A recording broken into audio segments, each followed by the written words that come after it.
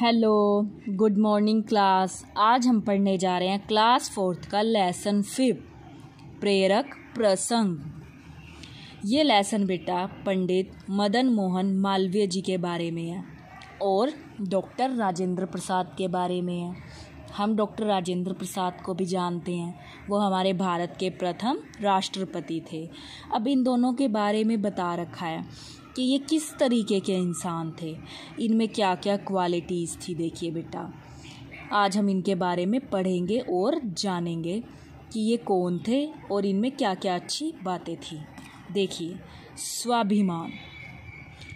पंडित मदन मोहन मालवीय जी का नाम कौन नहीं जानता, फेमस पर्सनैलिटी है बेटा, ये सब जानते हैं इनको। वे हर प्राणी से प्रेम करने वाले, परोपकारी, नियमों के पक्के तथा समाज सुधारक थे। यानी कि वो सब के साथ बहुत ही अच्छे से रहते थे, प्यार से रहते थे और अपने रूल रेगुलेशन के बहुत पक्के थे और समाज के लिए भी उन्होंने बड़े अच्छे अच्छे काम किए थे।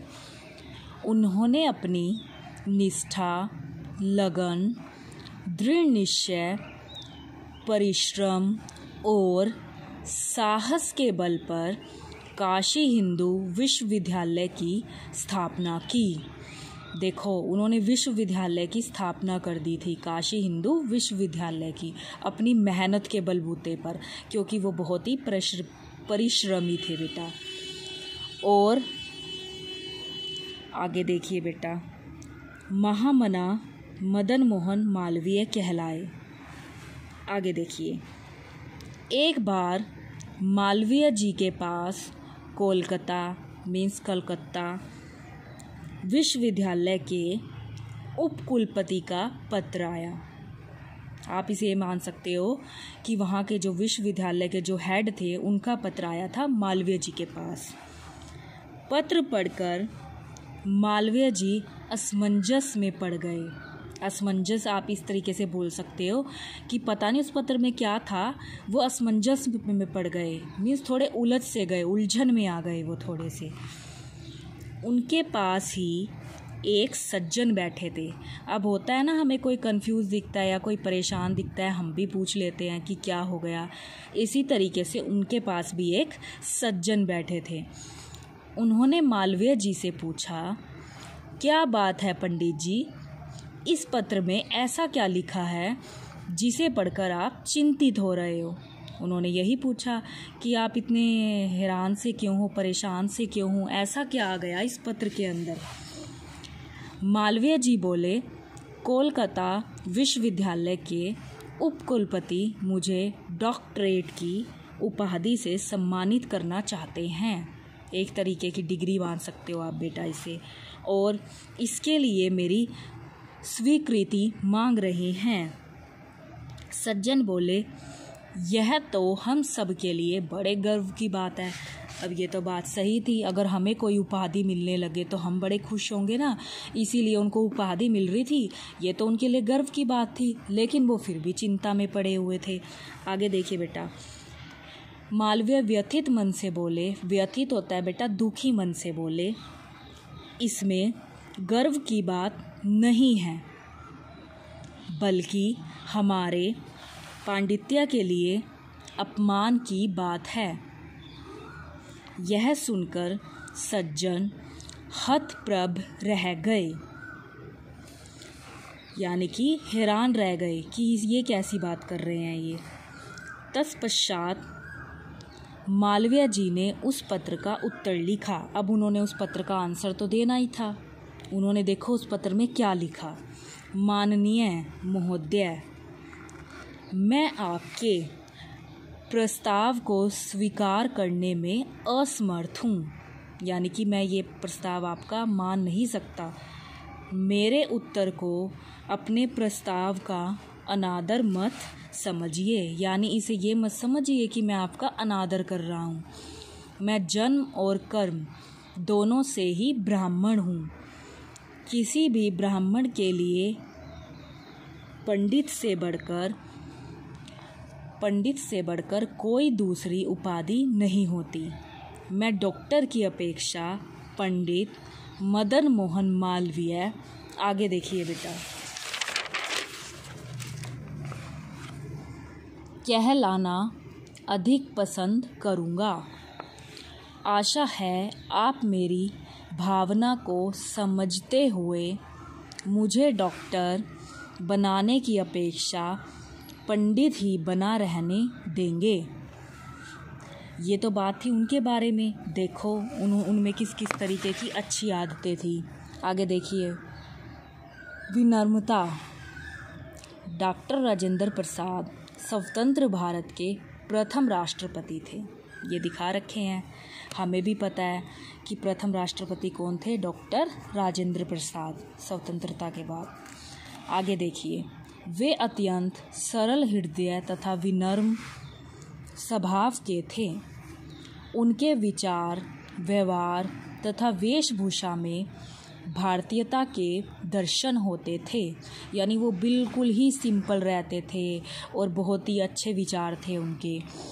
जो भी उनसे एक बार मिल लेता, उनके व्यक्तित्व की छाप उसका मन मोह लेती थी, क्योंकि वो इतने अच्छे थे। जो भी कोई एक बार उनसे मिलता था ना, तो वो सबके ऊपर क्या प्रभाव डालते थे, बहुत ही अच्छा प्रभाव डालते थे।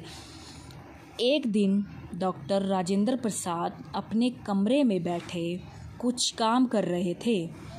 तभी उनका एक पुराना कर्मचारी तुलसी वहाँ आया और मेज साफ करने लगा। उसी मेज पर हाथी दांत से बना एक बहुमूल्य पेन रखा था। वह पेन डॉक्टर राजेंद्र प्रसाद को बहुत प्रिय था। यानी वो पेन उन्हें बहुत ही ज़्यादा अच्छा लगता था, क्योंकि वह पेन उन्हें किसी ने उपहार स्वरूप दिया था। अब बात तो यही थी, उसी मेज पर हाथी से बना हुआ एक बहुमूल्य पेन रखा था। यानी बहुत ही सुंदर पेन वहाँ पर रखा हुआ था। और वो पेन डॉक्टर प्रसाद को बहुत ही ज़्यादा पसंद भी था, क्योंकि वह पेन उन्हें किसी ने उपहार स्वरूप दिया था, मतलब गिफ्ट में दिया था। अगर हमें भी कोई चीज़ गिफ्ट में मिलती है तो हमें बड़ी अच्छी लगती है ना। अचानक तुलसी के हाथ से पेन गिरकर टूट गया। वो पेन क्या हुआ था, क्योंकि वो मेज़ साफ़ कर रहा था और उसके हाथ से वो पेन गिरकर टूट गया था, क्योंकि वो मेज़ साफ़ कर रहा था, उसे नहीं ध्यान आया। अपने टूटे पेन को देखकर राजेंद्र प्रसाद बहुत दुखी हुए। वो बहुत ज़्यादा परेशान हो गए, क्योंकि उन्हें वो पेन बहुत पसंद था। हमारी भी कभी फेवरेट चीज़ अगर टूट जाए तो हमें भी बहुत दुख होता है ना। आवेश में आकर उन्होंने तुलसी को डांट दिया। उन्होंने बहुत ज़ोर से उन्हें डांटा। तुलसी चुपचाप दूसरे कमरे में चला गया। वो तुलसी था, अब उसको डांट पड़ी थी तो वो चुपचाप दूसरे कमरे में चला गया था। कुछ ही देर बाद राजेंद्र बाबू को अपनी गलती का एहसास हुआ। पहले तो उन्होंने उसे डांट दिया, लेकिन फिर अंत में उन्हें रियलाइज़ हुआ कि ऐसा नहीं करना चाहिए था। उन्होंने तुलसी को बुलाया और प्यार से पूछा, तुलसी काका, मैंने क्रोध में आकर आपको बहुत कठोर शब्द कहे हैं, क्या आप मुझे क्षमा कर देंगे? क्योंकि पहले तो गुस्से में उन्होंने बोल दिया, फिर उन्हें रियलाइज़ हुआ कि तुलसी ने ऐसा जानबूझकर तो नहीं किया था, तो उन्होंने इस बात के लिए उनसे माफ़ी मांगी। राजेंद्र प्रसाद की बात सुनकर तुलसी चकित रह गया। वो बहुत ही ज़्यादा हैरान हो गया उनकी बात सुनकर। उसकी आंखों में आंसू आ गए। वह राजेंद्र बाबू के चरणों में गिर पड़ा। देखा बच्चों, देश के सर्वोच्च पद पर होने के बावजूद भी राजेंद्र प्रसाद में लेश मात्र भी घमंड ना था। वे सभी से बहुत प्रेम करते थे। सरलता और सज्जनता ही उनका सबसे बड़ा धन था। आज डॉक्टर राजेंद्र प्रसाद हम सबके बीच नहीं हैं, परंतु वे हमें सिखा गए हैं कि हम चाहे कितने भी ऊंचे पद पर पहुंच जाएं, घमंड नहीं करना चाहिए। यही बात आपको भी अपने अंदर लेके आनी है। चाहे आप कितने भी बड़े बन जाओ, जब आप बड़े हो जाओगे, आप अच्छी अच्छी पोस्ट पे चले जाओगे, लेकिन हमारे अंदर घमंड कभी भी नहीं होना चाहिए। हमें सबके साथ प्यार से रहना चाहिए बेटा। आगे देखिए बेटा, अब इसमें हमारे कुछ कठिन शब्द आए हैं जो आपको अपनी नोटबुक के ऊपर लिखने हैं, तो आप ध्यान से देखेंगे। एक वर्ड हमारा इसमें है पंडित मदन मोहन मालवीय जी। वी बोलने में टाइम लगा, जिसमें लंबी आवाज़ वहाँ पर लंबी मात्राएं, तो इस पर भी देखो व पे बड़ी मात्रा आ गई, ज पर भी बड़ी मात्रा आ गई। अड़ी बोलने में टाइम नहीं लग रहा, इसलिए इस पर छोटी मात्रा आई, पंडित मदन मोहन मालवीय जी। एक तो आपका कठिन शब्द हो गया ये। अगला वर्ड देखिए प्राणी। आपने ये भी लिखना है, ये प के पैर में र की आवाज़ देता है। एक वर्ड आ गया प्रेम। एक वर्ड बेटा हमारा है परोपकारी। आगे देखिए पक्के। एक वर्ड इसमें हमारा आया निष्ठा। एक वर्ड आया दृढ़ निश्चय। एक वर्ड है बेटा हमारा इसमें परिश्रम। आगे देखिए बेटा एक वर्ड है इसमें हमारा काशी हिंदू विश्वविद्यालय। आगे देखिए एक वर्ड है इसमें हमारा कोलकाता। नेक्स्ट वर्ड इसमें हमारा आया असमंजस। देखिए एक वर्ड इसमें हमारा आया चिंतित। हमें ध्यान रखना है बेटा ये कैसे लिखते हैं। मैंने आपको बताया था जो जल्दी बोल दिए जाते हैं उन पे छोटी मात्राएं, जिनको बोलने में टाइम लगता है उनमें बड़ी मात्राएं लगती हैं। आगे देखिए बेटा डॉक्टरेट स्वीकृति। एक वर्ड आया इसमें हमारा हतप्रभ। एक वर्ड इसमें हमारा आया पांडित्य। नेक्स्ट देखिए बेटा एक वर्ड इसमें हमारा आया प्रस्ताव। एक वर्ड है इसमें ब्राह्मण। एक वर्ड इसमें बेटा हमारा आया डॉक्टर। आगे देखिए बेटा एक वर्ड इसमें हमारा आया पसंद। एक वर्ड इसमें हमारा आया भावना। एक वर्ड इसमें हमारा आया विनम्रता। नेक्स्ट वर्ड देखिए बेटा स्वतंत्र। नेक्स्ट वर्ड देखिए राष्ट्रपति। नेक्स्ट वर्ड देखिए बेटा भारतीयता।